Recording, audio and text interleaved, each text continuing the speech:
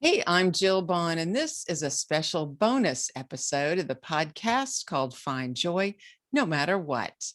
These episodes will be a special space for conversations about joy stealers. So join me as we're invited into the stories of people like you who have been through challenging life circumstances and yet can give us all hope for joy no matter what.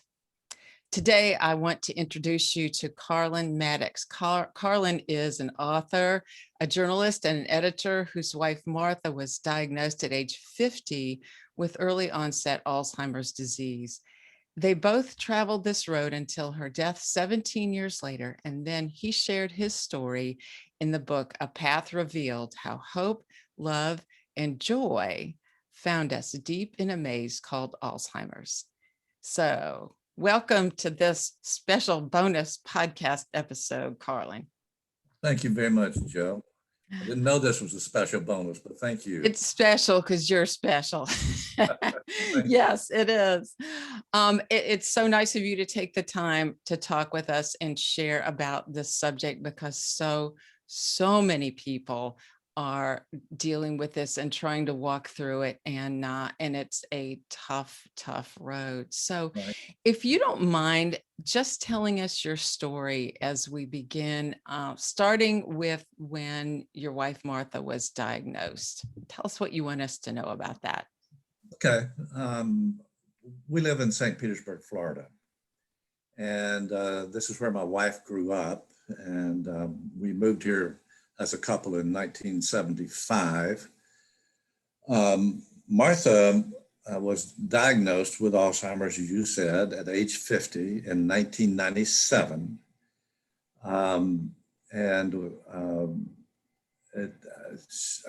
We have three children, two of them were in college and one of them was in high school at the time. But before this time, Martha was just a very energetic person. I mean, she just would wear me out with all she wanted to do. She was very involved in civic affairs and very involved in politics, and ran some state and local political campaigns before she decided to run for the city council here in St. Petersburg. And so she served on the city council in St. Petersburg for 6 years back in the 80s. And then the year before Martha was diagnosed, she decided to run for an open seat with the Florida legislature. And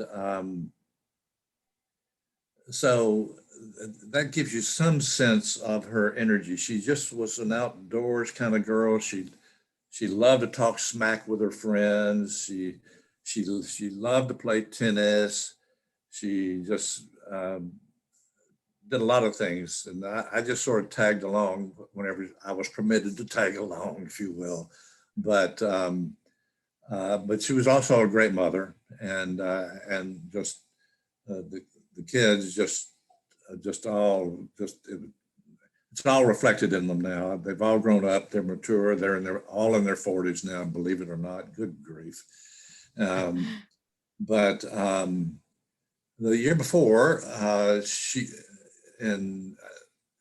was diagnosed in September of 1997. In July of 1996, Martha was speaking with three other candidates at the most important venue for this seat. And I'd seen Martha in those kinds of situations a lot of times. And but this time in that July, Martha had to ask for every question to be repeated. Hmm. And then when she gave an answer, the response was just off by 10 degrees, or didn't quite make sense. I didn't know what was going on. And when we got home, I said, Martha, what was happening up there? And she said, well, nothing was happening. I thought it went well. I said, okay. And we sort of moved on, and Martha wound up in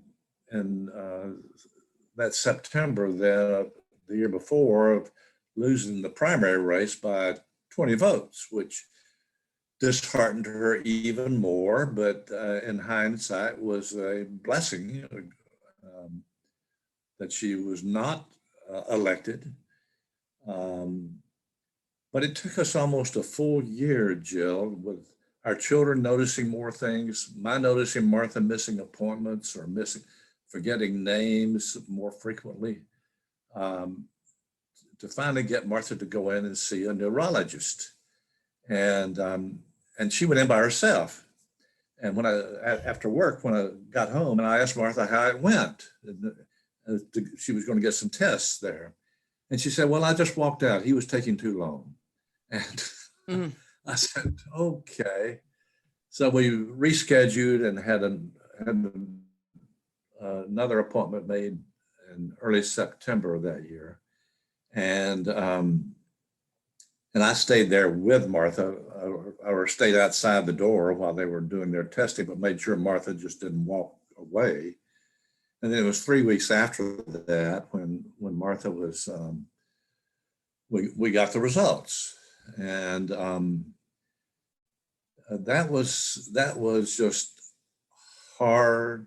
Now, Martha and I went in to get the results. And when we went up to the receptionist, she said, well, the doctor that had done the test, who we had grown to like in just one meeting, had been called away on an emergency. So a colleague of his was going to be talking to us. I looked at Martha, well, okay. And we went into this doctor's office, and he had this huge desk that he was standing behind, and said, come in, have a seat. I mean, this man could have been Mr. Spock on Star Trek. I mean, just no emotional connection, whatever. And said, please sit down. And then without any kind of intro or whatever, he just said, I'm afraid that it appears that you have early onset Alzheimer's. And I looked at Martha, and I saw her bright blue eyes. I mean, almost, I don't know if it was literal or not, but just my memory, her bright blue eyes turned gray. And she just became turned into a shadow, just sort of sunk into herself. And I said, are you sure? To the doctor, and the doctor said, yeah. And then he started giving him all these medical explanations. And I said, oh, get us out of here. And so when we got home, we just had a long cry. And the best way I know to explain our feelings almost immediately were our world was not turned upside down. It was imploding right before our eyes. So that's sort of a prelude to, this turns out to be a 17-year odyssey that we went through. And Martha died in June of 2014. And so it was a long haul. And that just sort of a prelude, Joe, to where we were. Right. Well, how were you able to find joy along the way in this journey? Because you can talk about some of the challenges too. How is it possible to find joy when your world has imploded and keeps doing so for 17 years? Well, Jill, it didn't happen all at once. I can tell you that. Yeah. I mean, I wasn't thinking joy. I was thinking survival. I had not heard of, if I'd heard of Alzheimer's, I'd not ever paid attention to it. As I said, Martha was 50. I was 52. Our 3 kids were in college and high school. I didn't know what was coming at us. The thing that happened when we got home from the diagnosis, And after we got through crying, and Martha, the first thing she told me, says, I do not want to tell a soul. I don't want to tell our children. I don't want to tell my parents or my brothers. I certainly don't want to tell our friends. Excuse me. And, but as we talked, there was one person that she was willing to talk to. And that was a good friend who was a retired Presbyterian minister who had married us back in the day and baptized a couple of our kids. And his name was Lacey Harwell. Excuse me. And so she agreed that we would call Lacey and ask him to come over. And I called him that day and he came over and said, I'll be over tomorrow. And as we shared the story with him, Lacey was just crestfallen. He knew more about Alzheimer's than we did at that point. And he just asked us, Martha and I were sitting on a couch and he was sitting in a chair and he just asked to swap seats with us. And he just came over and put his big arm. Lacey was 6'4". I weighed 260 pounds, big guy. Put his arms around Martha. And then they said, after his getting over the shock of it, he says, I have a good friend who is the retreat director at the Sisters of Loretta in Kentucky. Her name is Sister Elaine. And I have sent a lot of my friends to visit with her who are in some crisis or another. And I would just encourage you to think about going to visit with her as well. I don't know what you would get out of it, but it would be a very, I think you would get a lot of something meaningful to come from that time. So after Lacey left, Martha and I talked about it and said, okay, we didn't know what else to do. So I called up there and arranged, and then 3 weeks after the diagnosis, we went up to Kentucky for a week's visit with this Sister Elaine. And that was sort of the beginning. If you're talking about sort of joy beginning to creep in, that was sort of the beginning, but it's not something, joy is not something that I was in any mood or any attitude to try to gin up or the like, and neither was Martha. But Sister Elaine was just, I'm 6'5", and Sister Elaine was probably 5'2", and but if she showed up, I mean, if you stood up when she walked into a room, you just stood at attention. I mean, she just commanded that sense of graceful authority, if you will. And so we spent a week there with her. She would talk in the mornings. We would talk with her in the mornings for an hour or two, and then give us the rest of the day just to walk the grounds. They had about 800 acres, so we could just go anywhere. And that was just a very, very important. One of the things that she told us during our conversation is she was looking at both Martha and me.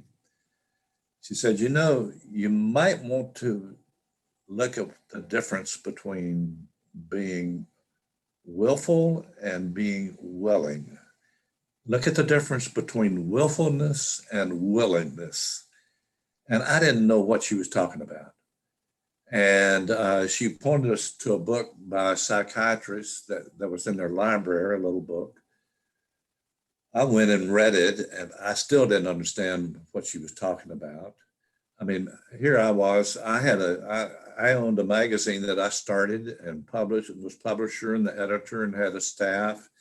And Martha was into politics.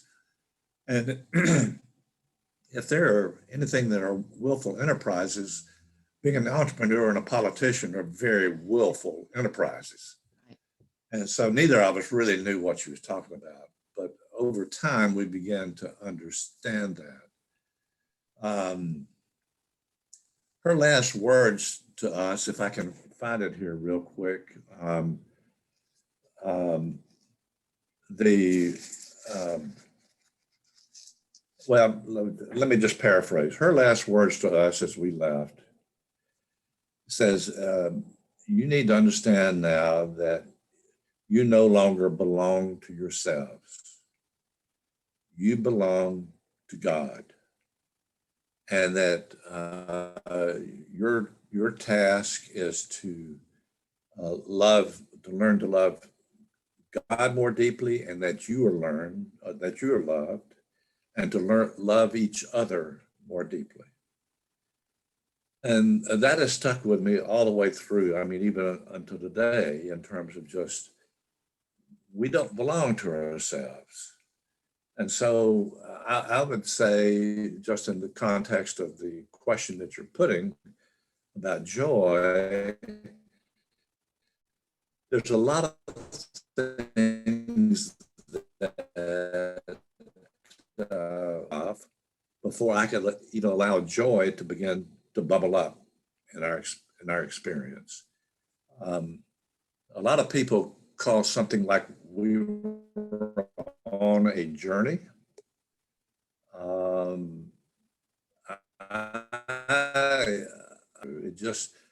The word journey seems to me too tame and too planned for what we were experiencing. I've chosen to use the word odyssey. An odyssey in the classical sense is you wake up one day and you are in a foreign land, you're hurt, you're lost, you're confused. All you want to do is get back home. And that's what we were wanting. And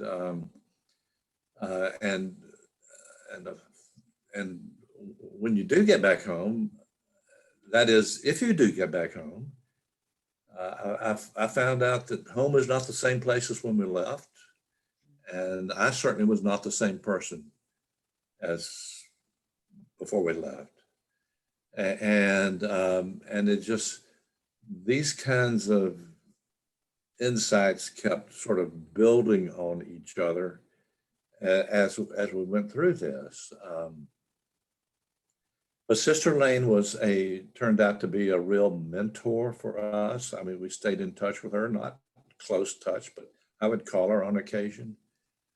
But also this retired pastor, Lacey Harwell, was very much a mentor for us. And all the way through this odyssey, people who I came to respect, had not known, but had come to respect, had risen as something of mentors dealing with issues that I was having to deal with, either in the form of people in person or people I was reading. I started pulling books off the bookshelves of say, well, this may help me understand what's going on here, and the like. So I really went exploring on a lot of different fronts. I didn't know what the impact immediately was, Jill, but in hindsight, the impact was just sort of laying bricks, if you will, for how we were going to get on through this. At one point, I'm sorry, go ahead. To share with you, probably the best gift that we received through this time was when our two oldest graduated from college. They returned back to the Tampa Bay area here in Florida. And one time, not long after they came back, Rachel and David came up to me and said, "Daddy, we would like to give you a weekend, a month off. And we will be with mommy for that weekend from Friday evening through Sunday afternoon, and you do whatever you want to do." And I wound up most of the time just going to a monastery nearby here, about an hour north of where we lived. And I would sit out in the orange grove there at this monastery and just vent and yell and cry and laugh and read, and go take walks. And I'd spend time with the brothers up there who were all jokesters in their own way, and just and would sleep and pray and whatever. It just really helped me. I would leave Friday afternoon after work and come back Sunday afternoon, but have a good 36 hours or more just to not have any sense of being responsible for Martha's well-being right then.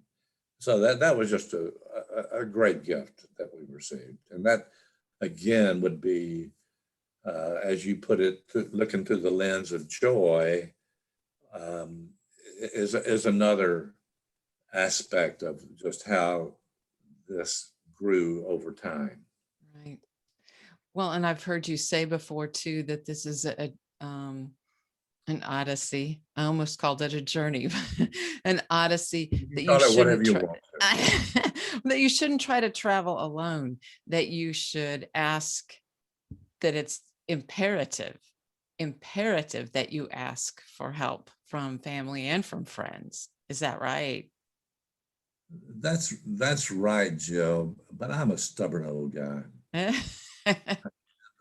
independent minded. In the start, I thought I could handle it all by myself. I just didn't know what handling it all meant. And I just thought Martha and I working together, we could get through this thing. And I just, I'm sorry, I'm a guy. I feel like, I can do anything, but in hindsight, I've told some story, I've written some posts about what would I at age 60 tell me at age 40. And I just would say, look, be honest, be humble enough to ask for help. Mm-hmm. And because one of the real tragedies with this disease is there are far too many caregivers who will die from burning out before their loved ones will pass on. And there's, I don't know the exact statistics, but I've heard enough that they're just very hurtful. And so yes, and I remember talking to a friend who was not a mentor, but who was very much into spiritual direction and the like. And he said, Carlen, the thing I've learned, and you need to learn, is just stop beating yourself up. Mm. You really need to be gentle with yourself and give yourself a break and realize that you're not perfect. And I have just a real tendency of being a perfectionist. I know a lot of people who do. If I can't be perfect, I just don't want to do it. Well, I didn't have a choice of doing it or not. So you're just going to make mistakes all the way through this kind of a crisis, or almost any kind of crisis, because nobody's been on this particular road that you're on, even though it may be you're dealing with cancer or some pandemic or COVID or financial crisis or whatever. It's just know that you're going to make mistakes, lighten up, and realize. I don't know what your listeners' faith beliefs are or the like, and each person has to deal with it within their own framework. But I just to begin to realize over time that an energy, a power, a person far greater than me that I can release things to, and was just very very relieving for me. I mean, I grew up in a Christian home, but it was just very sort of a redundant kind of thing. I didn't get into any real personal experiences with God or anything. Just whatever my mom and dad told me I needed to do, I would do, and so just I had to, as Sister Lane shared, just learn that I didn't belong to myself anymore, and that I I just needed to learn how to deepen my love for God and for Martha, and to learn that how deep God's love runs through me, however you want to define God. Um, so, yeah, I'm not quite sure how we got circle back on that, but Well, how do you pray through this process? that's a good question. Another thing that I learned from Sister Lane, or she mentioned, she said you might want to check out meditation, silent meditation, and I'd never I'd heard about the Beatles coming into the country, bringing transcendental meditation and the like, but I'd never gotten into meditation. Martha had never had, and we were Presbyterians, for goodness sakes, and they certainly don't meditate. And but when we got back home after visiting with her, I asked Lacey, this retired minister, if he knew anything about it, and surprised me, he did. And he pointed us to a Benedictine monk by the name of Father John Main. He said he probably has the simplest and most authoritative approach to meditating that he had encountered. So I went online online and looked up what I could find about him and approach that he did. And this turned out to be extremely helpful, because just to say, God, get us out of this. Well, I can say that, and I did that, but somehow being silent before our reality that we were facing, and being silent before a presence that's far greater than any of us,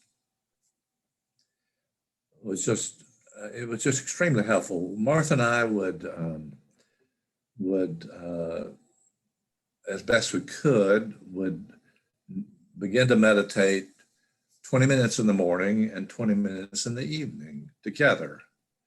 We would sit side by side and hold hands, and I would silently repeat the word that we had selected to use, as Father John Main had guided us with. And I don't know how long it was, Jill, but I began to sense the anxiety within Martha just to diminish greatly. It was just, I could just feel it going down. And as it did with her, it did with me. And not just during the times of meditation, but also during the course of the day. I just wasn't letting things bother me quite as much as I was. And it was just a discipline and a practice. And they're all different kinds of forms of meditation, but this is the one that we chose to follow. And that proved very helpful. I think to the time when we had to move Martha into a nursing home. And that would have been in 1990. She was diagnosed in 97. So in 2008, Martha moved into a nursing home. And that was one of the hardest things that I went through during this time. But after getting her settled there, I would often go in and find Martha in her chair or in the bed. And but this time, Martha was not able to do much of anything for herself. She couldn't feed herself. She couldn't talk. She couldn't take care of her personal self issues. And I would also often find her curled up in a fetal position in her chair or in her bed and just sort of exuding anxiety. And I would sit down beside Martha and, as we had before, just slip my hand into hers mm-hmm. and quietly, silently repeat the word that we'd chosen. And Martha's body soon began to just unfold and just straighten out. And she either would fall asleep or look at me with sort of big eyes or look out the window. And there was just a sense of a presence that I just haven't experienced since or had not experienced before, that was just sort of had settled into her room. There's nothing magical about it. There was just a silent presence, Joe.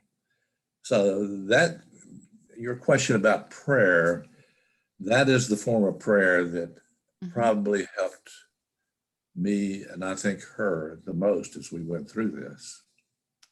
Was that, I remember in your book, there was a time when you said you had experienced the greatest intimacy you had ever known in your marriage. Was that during one of those meditation times together? Or maybe not? Well, as a tangential, yes. I had another mentor that I had come across was an Anglican priest out in Sydney, Australia. And he happened to have I was introduced to him by two friends of ours who Martha had gone to school with. And her husband was an Episcopalian priest. And they introduced us to this Canon Jim Glennon. And Jim and I began a long distance conversation by phone and by fax. He didn't use email. He was old school, hadn't picked up on email at that point, and developed a great kind of working relationship. And one of the things that happened during the course of this, the dates are escaping me. This would have been about 2002. Well, we were introduced to him in 1999, but about 2002, I was downstairs getting breakfast ready when I heard upstairs, I just heard a thud. And I ran up the steps, and Martha was on the floor, curled up in a full body seizure. I had never seen that in anyone, and certainly this was the first time it had happened to Martha. And I just grabbed Martha and tried to make sure, from Boy Scout days, make sure that nothing was in her mouth, and just holding her in my lap. And it seemed like it went on forever. It probably went on for 2 minutes. And after we got through that, and that's just a different story in terms of getting her to the hospital and then dealing with it quite right and whatever. I just said, I've got to go out and see Jim Glennon in person in Sydney, Australia. So I called him, and he says, well, in his Australian accent, he said, well, Carlen, I can't tell you any more than what I've already told you and what you've already learned in my tapes and my books. And I said, Jim, I've just got to come. Something tells me I've got to come and visit with you. And so I did, and had family and friends be with Martha for that week while I was gone. There was coming to the point of intimacy. There was one moment during the time, and it was just a very great experience being there with Jim. Our first in-person meeting with Jim, I was sitting in a sort of a living room area, just waiting for him to come in. And he comes in and says, "Hello, I'm Jim Clinton. I'm Carlen Maddux." And sit down, and he says, "Why did you come?" And I'm thinking to myself, why did I come? I've already told you, Jim, why I've come. I didn't. This was just all within me. But anyway, we had some great conversations. But probably the next to the last night that I was there, I woke up at 3 o'clock in the morning, and just something was moving inside of me, and just as clearly as I see you on this Zoom right now, I could see in my mind's eye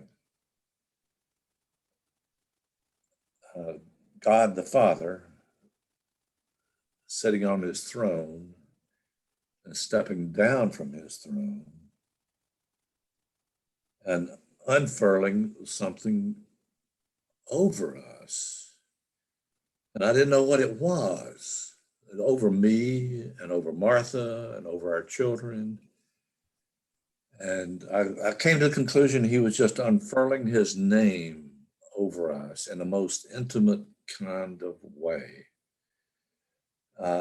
Unfurling his love over us that I had just never experienced, in a love from a being greater than me or from another person, just as I was experiencing this moment. And this is still very hard to talk about, but it had a tremendous impact on me in terms of, I think some of the things I took out of that were the fact that no matter what, Carlen, I am here. No matter what, you all will get through this. I'd been wanting to see Martha cured and healed, and we get back to doing what we were doing and whatever else.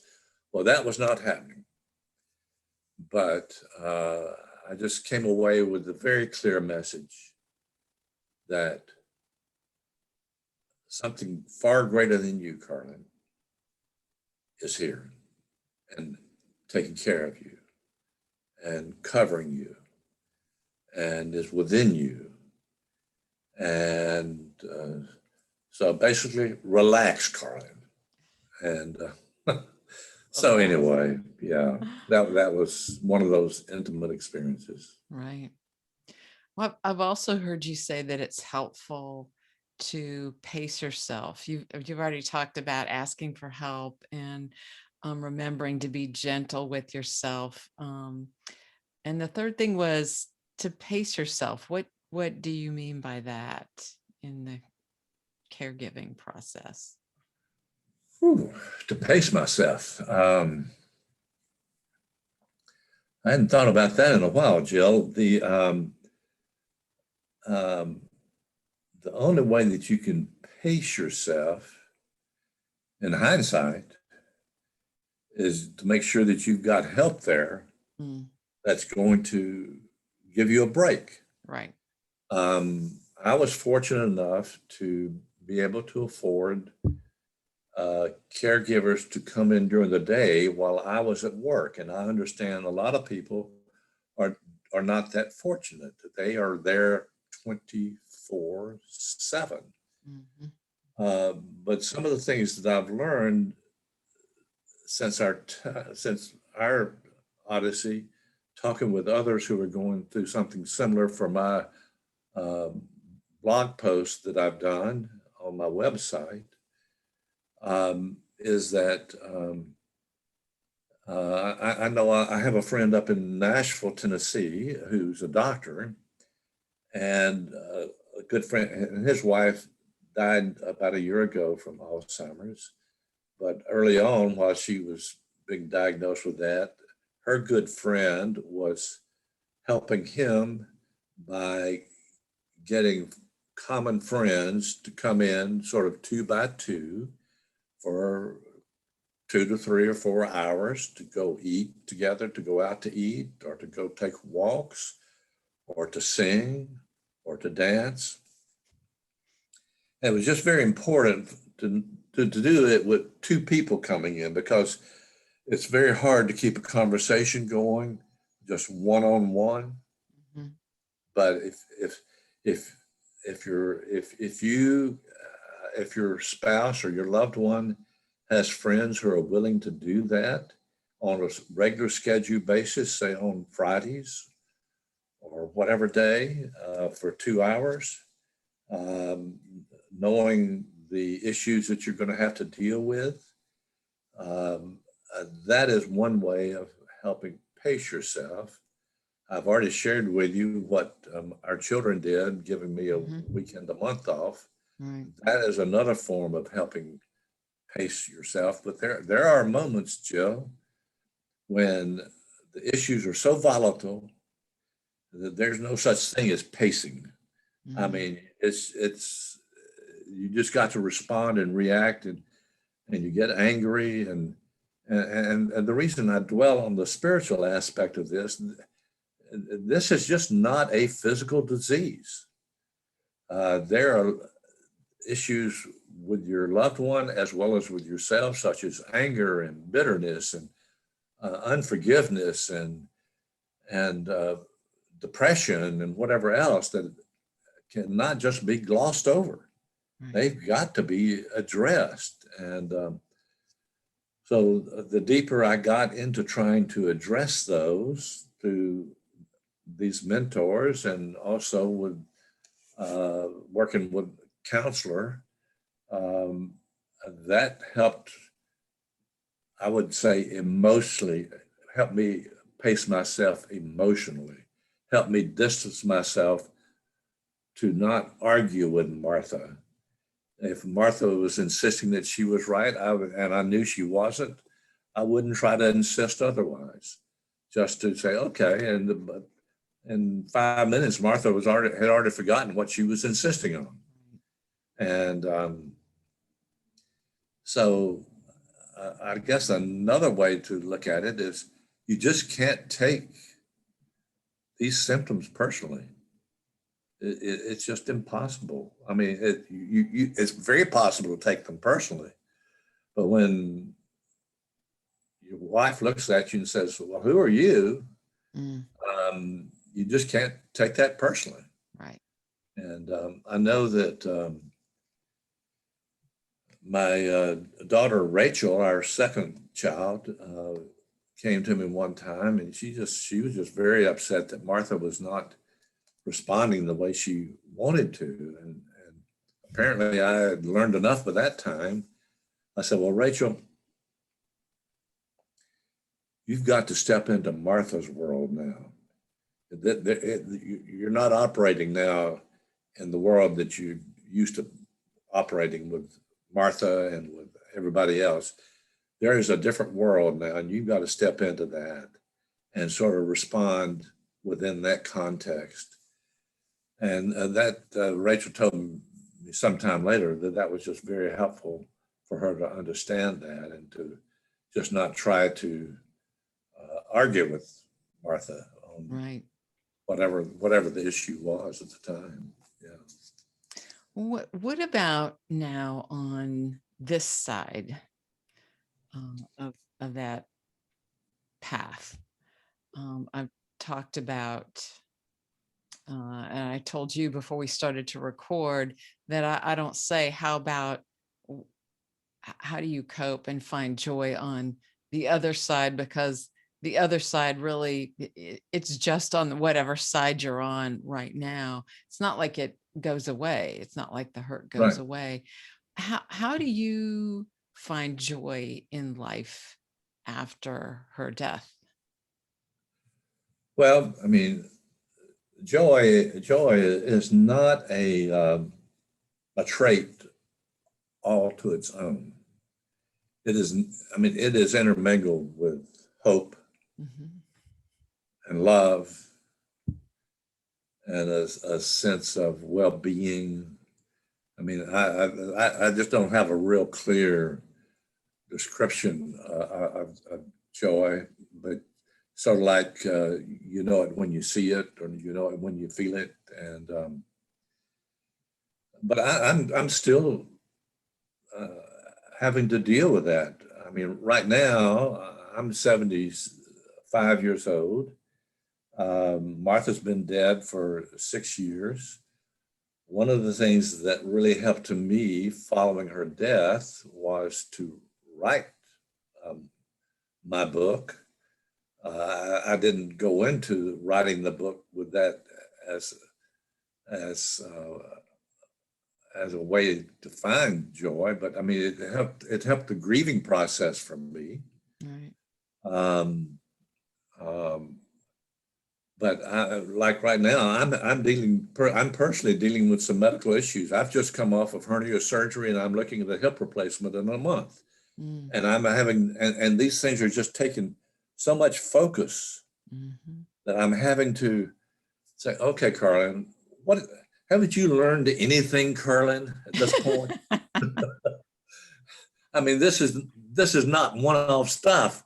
This is not one-off stuff, Jill. I mean, you just keep learning and relearning and Right. relearning to stop focusing on the problems themselves. That doesn't mean to ignore the problem, but to stop focusing, and in my case, to turn from that and to turn unto God, however, whatever that means to me, and whatever that could mean to somebody who's listening to this. Right. I mean, Jim Glennon just sort of hammered into my head. He said, what you need to do to stop focusing, Carlin, is when you find yourself being totally overwhelmed by the problem, is just to physically turn 180 degrees and say, the problem is behind me Mm. and God is in front of me. And I'm not ignoring the problem, but I am letting God work through me into that problem. And so that's what I'm still doing with some of the issues that I've had. I've, Right. I've, I've had more surgery in the last 2 years, 2.5 years, than I've ever have in my life. And I don't know if it's a consequence of stress that I was unmet stress that during our 17 years or not. I don't know. Right. Uh, but I've been put under anesthesia more times than I want to. and, and, but and you just gotta laugh at some of these things. But yeah, I'm still I'm living alone, and so that's a whole different issue from having Martha just sort of fill the room with Right. her energy, and having kids around fill the room. But and one of the great things, I'm very fortunate to have two of our three kids still here in the Bay Area, and they have our five grandkids here, so I get to see them as often as I want to, and as often as they want, and as often as they want to. Right. But so that's a real kind of a joy as well.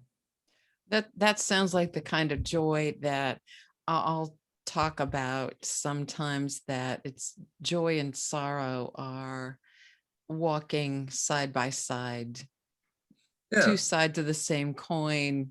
You almost never have one without the other, but we just have to be intentional about drawing from yeah. all that joy while we're going through the hard stuff. Mm. Jill, before we close off, and this we'll close off on a little more positive note than this, but I think your listeners need to understand the magnitude of this disease, Alzheimer's. Mhm. The latest statistics I've seen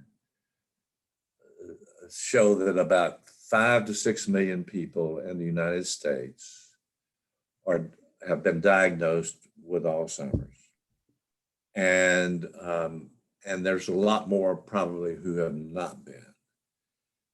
And you couple that with there then are probably 20 million care partners, family care partners and loved ones who are working with those 5 to 6 million. So you're talking about 25, 26 million, well, yeah,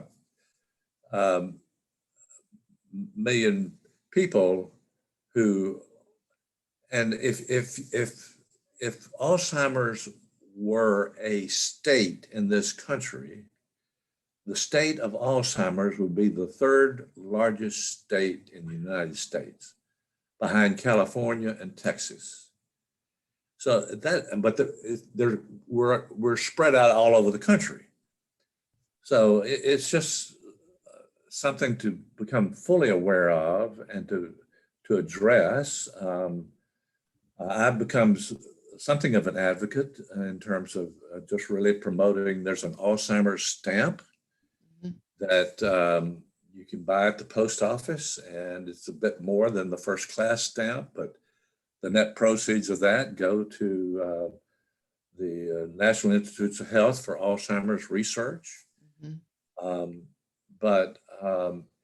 Anyway, I don't know if we're closing off here or not, but I think we need to have the magnitude of this issue out in front of folks. It's not something it's one of those things. People are much more aware of cancer and there are many forms of cancer, and it may be bigger than people getting affected with Alzheimer's, but it's just affecting more and more people than before. I mean, when Martha was diagnosed in 1997, I look back on that and I call that the dark ages for Alzheimer's research and Alzheimer's diagnosis and the like. Yeah, it's an issue not to be ignored. Right, huge. Which is one reason why I wanted to have you on here, because I know that so many people are affected by this disease. So many. I think you said you had some relatives. Oh yes, my mother had it. My mother-in-law had it. And I have a friend, a good friend, who is deep into it right now, and it's just heartbreaking. It's different when you think it's somebody in the generation ahead of you or 2 generations ahead of you. It's something else when it's in your generation, and in your case, very young in that generation. So it's so personal, like you said, so very personal, and so many questions. As you said, it's physical, emotional, spiritual, which is all the more reason to get all those kinds of assistance as you go through it. I'm thinking that physical help, emotional help, you mentioned counseling, also spiritual help, to not be shy about any of that. Yeah, and if you like to read, just read as much as you can to find out not just about Alzheimer's, but how I remember picking up a book early on by Norman Cousins. Norman Cousins had been the editor of the Saturday Review back in the day when it was around, and he was diagnosed with something that the doctors couldn't. Well, he wasn't diagnosed. Doctors couldn't diagnose it, but they said it was fatal. And so he set himself up in a hotel room. He said, I've got to get out of the hospital. This place is depressing me. And so he worked with his doctor to get in a nearby hotel room and have all the associated services there as he needed. But he was one of the early ones to learn about um, uh, the importance of just laughing. And I forget the name of the TV series. It used to be um, uh, about people laughing and whatever else. And he asked that producer to come over and talk with him and work with him and whatever else. He had that kind of star power. He could do that. But I mean, that had nothing to do with Alzheimer's, but it certainly had to do with the attitude that I was having to deal with. That was just getting grayer and darker by the moment. So it's really important to sort of read where your sense takes you to read, and to yes, do get a couple of good caregiver guidebooks. I do interview a lot of folks with Alzheimer's on my blog, which is www.carlenmaddux, CarlenMaddux.com. If you get on there, you can get. I've been doing that since 2015, and just there's a lot of interviews on there in the archives, and just other books similar to mine that, just as I said, there are more and more that are coming out about it. Right. That you just need to get person-to-person help. You need to get mind help. You need to get heart help.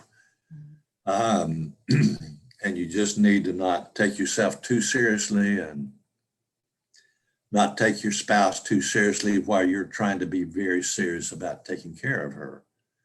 And so, yeah.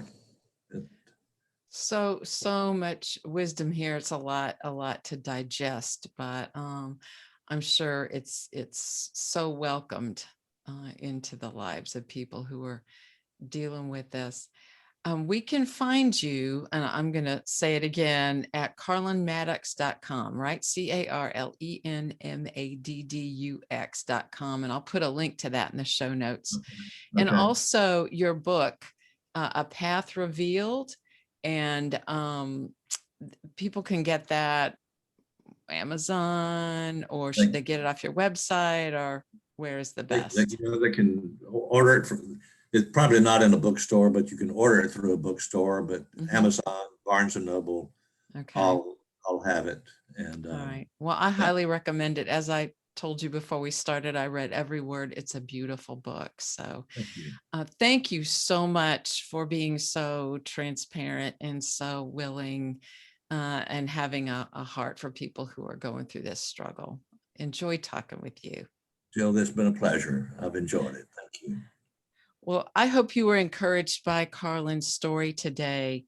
His thoughts about needing permission to grieve and be angry and to search and even to question God were so comforting, and maybe just what someone you know needs to hear. If so, I invite you to share this podcast and subscribe yourself on Apple Podcasts or wherever you listen to podcasts. Or you can go to my website at jillbond.com, click on a podcast episode, and sign up to receive episodes in your inbox. Just don't miss a single one, because I so look forward to being with you again soon. And just so you know, in addition to occasional special episodes like this one that feature stories about joy stealers, we will continue to offer those 10-minute episodes every Monday morning. So if you're up for doing joy shots with a friend every week, have a listen. And in the meantime, always remember, if you go looking for joy, you'll most likely find it no matter what.